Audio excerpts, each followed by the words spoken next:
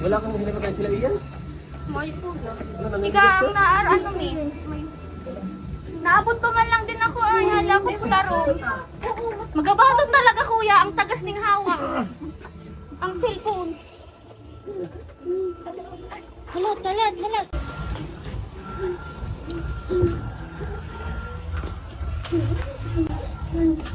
Diyos ko po. Ay.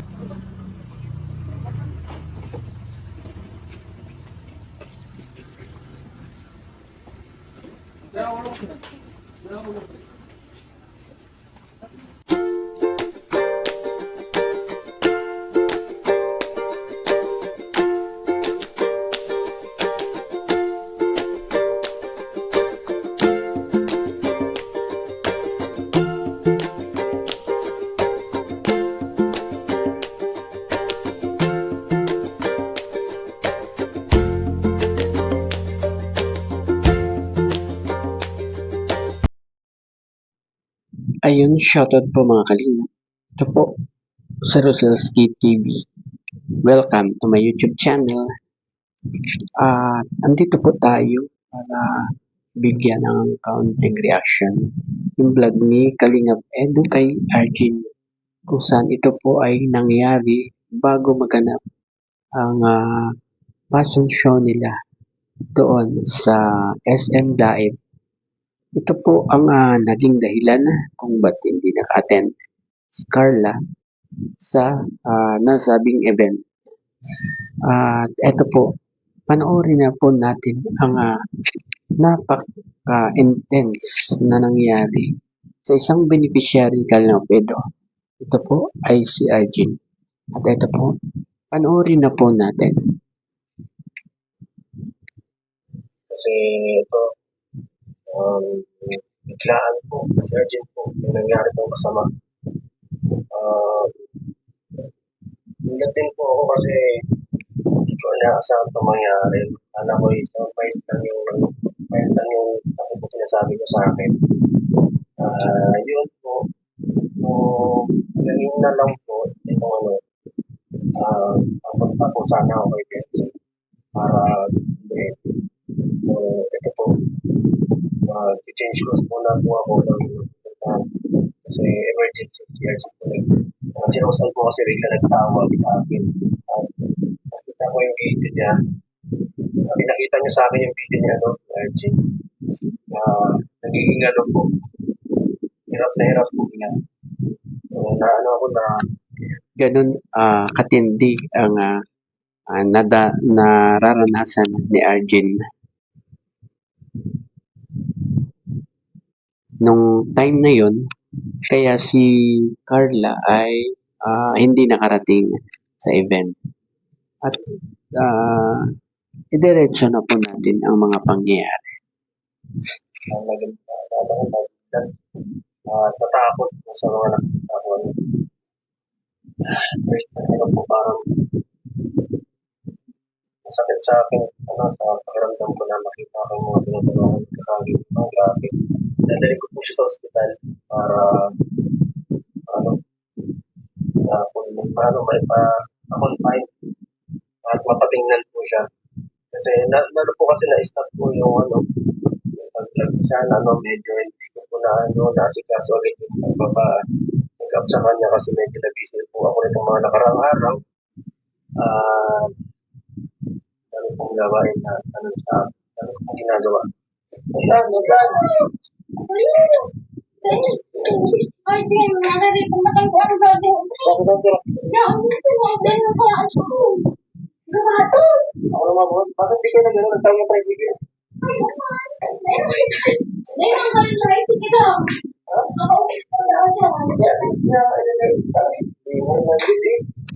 Nako, yun pa ang naabutan ni Kalingap Edo na parang natataranta na si Rosan, At ano kaya talaga ang nangyayari kay Arjun?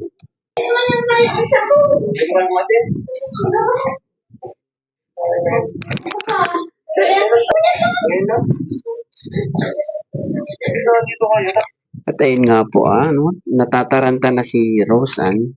At ayan naman po si Carla habang Yan po, inaalagaan niya si Arjun na talagang hirap na hirap na. Tara, tara. Ako na, ako.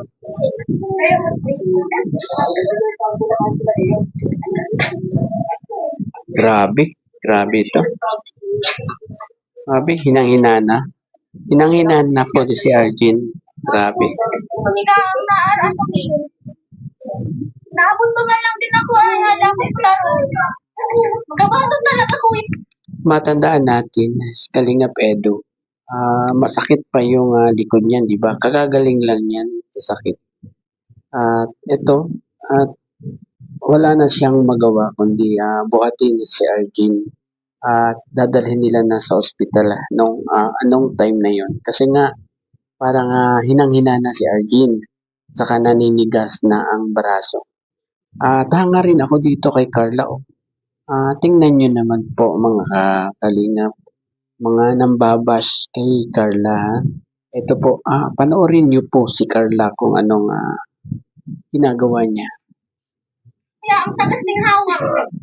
Ang cellphone. Dala. Ayan po, Diyos ko po. Ay, grabe. ang bihira to. Ayan po, tingnan nyo si Carla. Ayan po, buhat-buhat po niya tinutulungan niyo si Kalingap Edu dyan. At sana naman yung mga nangbabash, yan,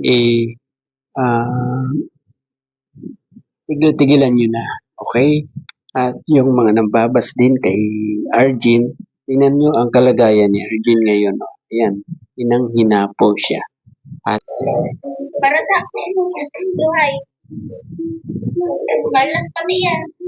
ayan sa isang katulad ni Carla na babae, napakahirap niyang sitwasyon na yan. Di ba? Ayan sikip sila sa hagdan tapos buhat-buhat nila si Arjun. Hirap yan para kay Carla. Tapos yung iba, ibabash pa siya.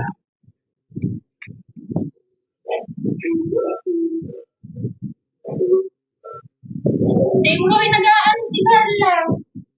Wala akong nag-aano, nagtatami.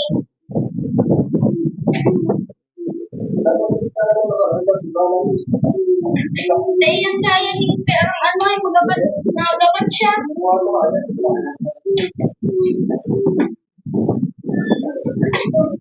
Ang bihira. Grabe. Ay. Ayan po, tingnan nyo si Carla.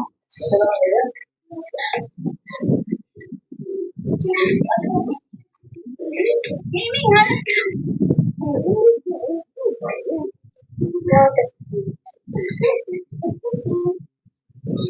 Ayan po, hands-on si Carla sa pagtulong sa pinsan niya.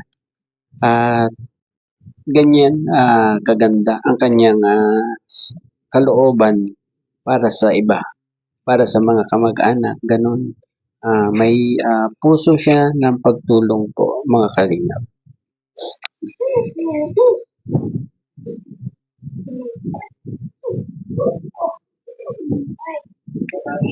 Diyos ko, Bawal siya magpara sulo-sulo. Magsulo-sulo ay. ayun, tama si Rosa, bawal,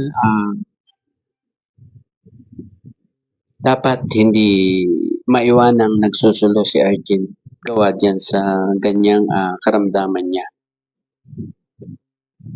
Isip ko doon na alam. Ang bihira. Nahanap din namin si nebulizer. Maumanggap sa mga bayan.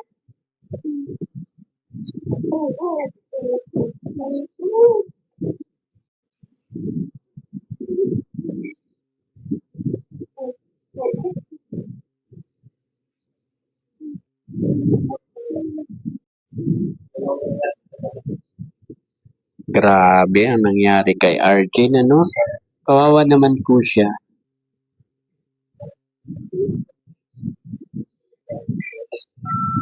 Ano? Hindi ko pa din nakakahali.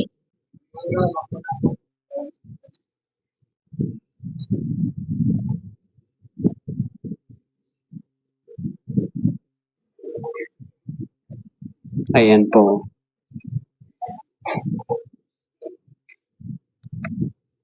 Grabe.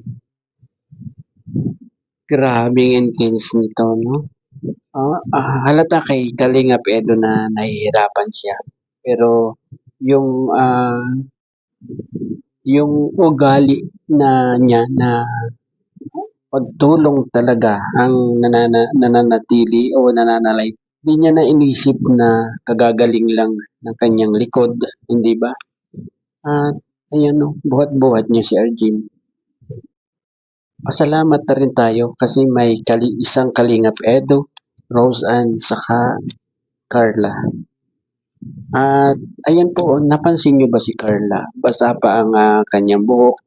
Siguro yan kaliligo lang at naghahanda na papunta talaga sa event. Kaya lang talagang emergency ang nangyaring ito. Diretso na po natin.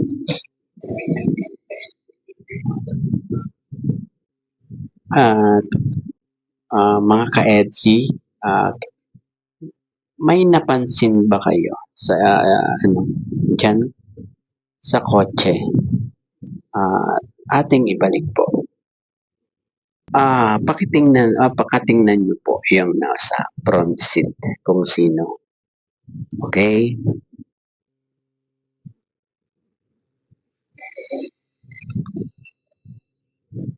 Ayan po, yung braso niya.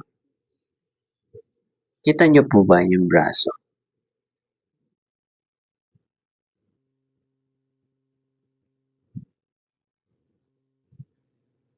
Ayan po ha. Ayan po. Nakikita niyo po ba yan? Ayan po, ayan. Yan. Yan. Nakikita niyo ba yan? Sa palagay niyo po, kaninong braso yan? Kaninong kamay yan? Di ba? Kasama niya si Bibi Bianci sa pagsundo kay Arjun para dalhin sa ospital. Okay? Maging panatag na po ang kalooban natin para kay Bibi Bianci at kay Kalingap Edo. Forever na po yan. Diretso na po tayo kung saan si Arjun buhat-buhat na ni Kalingap Edo. Ito po.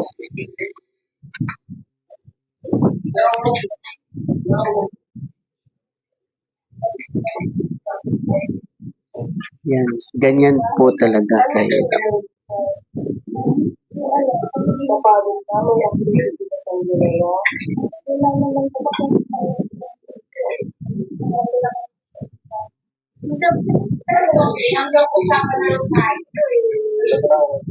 Ayan ang isang Kalingap Edo, di ba? At bumili na siya ng Jollibee. At ayan po, para kay Carla at kay Arjun, kung sakasakaling pwede nang kumain si Arjun. Ayan po. Pero sinigurado niya na magiging okay pag bago siya umalis at pumunta sa event.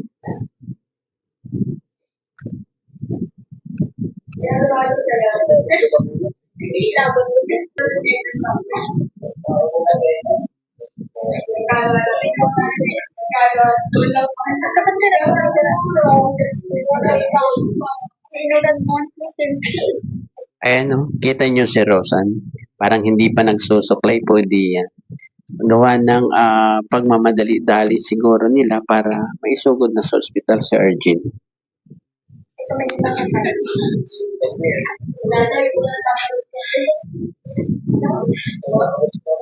Halatang halata kay Kalingap Edo ang pag-alaala sa benepisyaryo.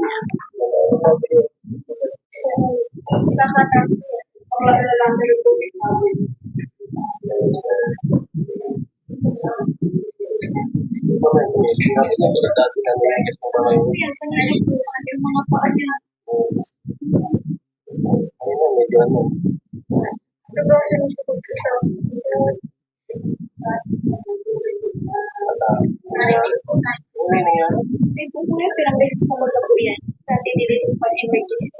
nangyari? Ito ang pinakumanan.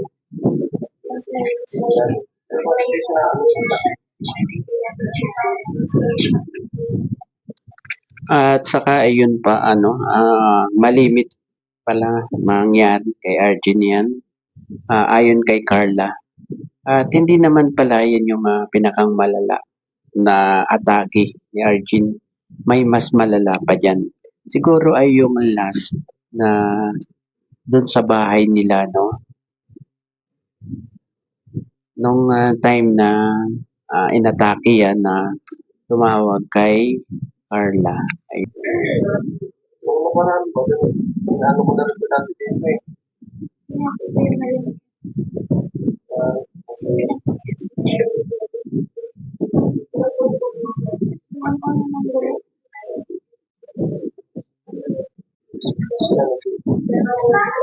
na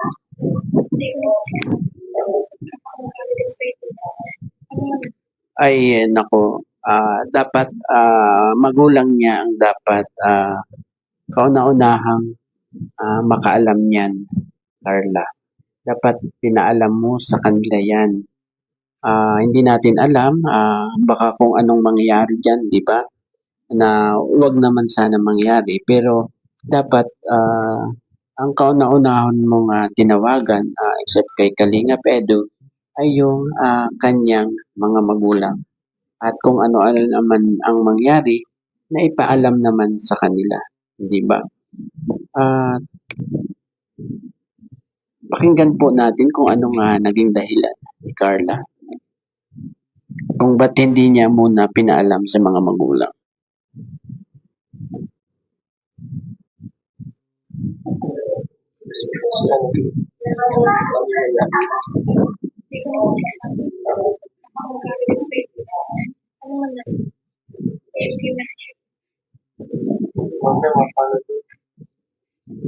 Kakagaling lang po ni Mami Ned.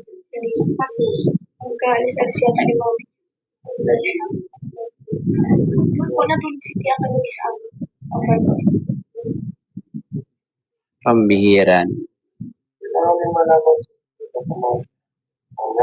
Ayun, tama si Kalingap Edu. Kailangan malaman nila na ang nangyari kay RG, hindi dapat isikreto yan.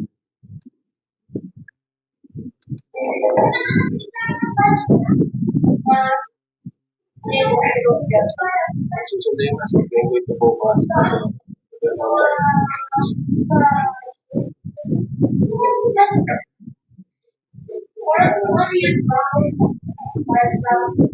Nakakatakot po din siya kuya pag inaatake ko siya. Naninigas na po. Kanina wala ko kung ano mangyayari. Tapos yung hawak niya sa Alam ko akin. mamatay na. Kaya nga. Sakit na.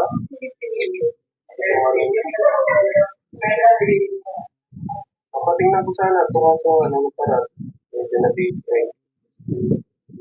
Kaya ako sa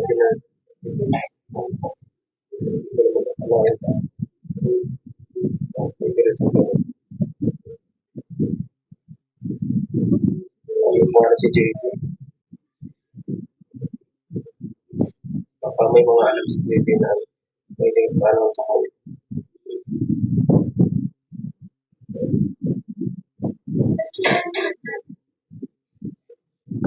Pakamag na lang ng ulo si Kalingap Edu, pambira. Sabi mo, Ayan po. Ayan po si Arjun. Ayan. Halatang hinang-hina siya sa mga atake na nangyayari.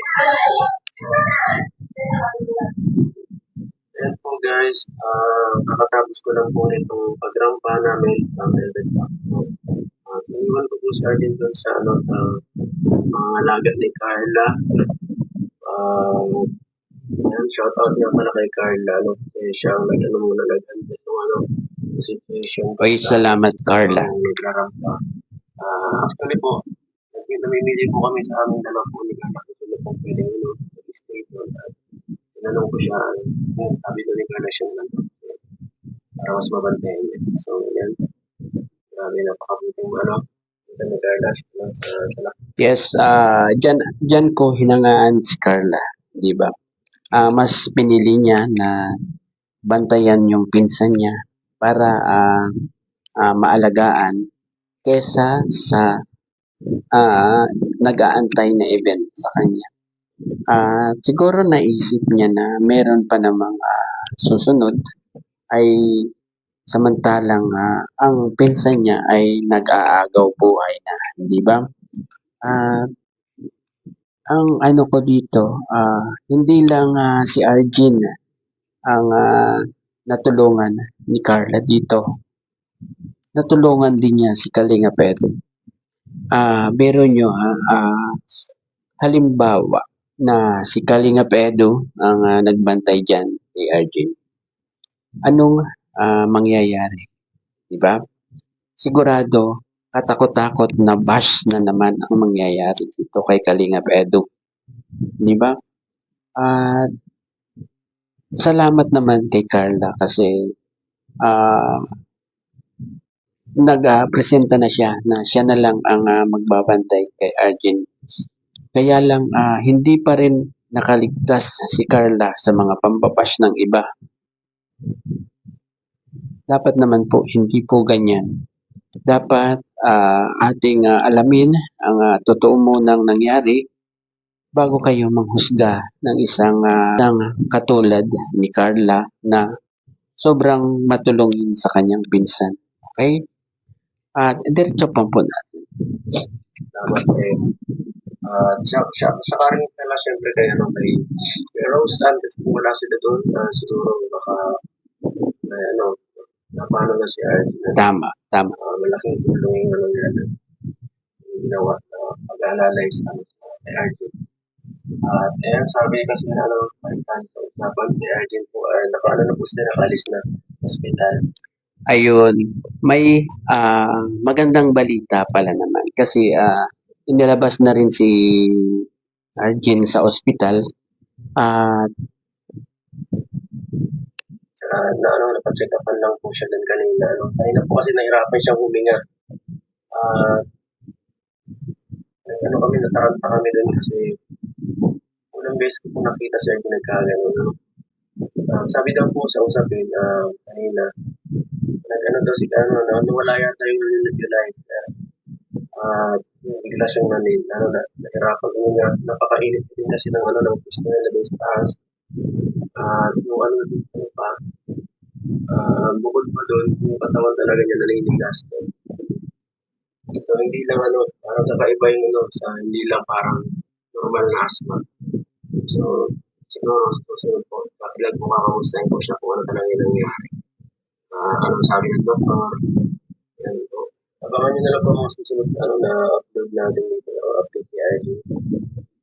Po, please lang po guys, kung na po natin na tayo mag-bash na bata para mas maging kalmado ang isip niya kasi syempre masakit na siya mas naangin pa natin ibigyan pa natin ng sakit sa ulo. So ginagawa ko po ito kasi para patulong po sa kanyang gusto siya sa ospital. So, salamat po sa panonood.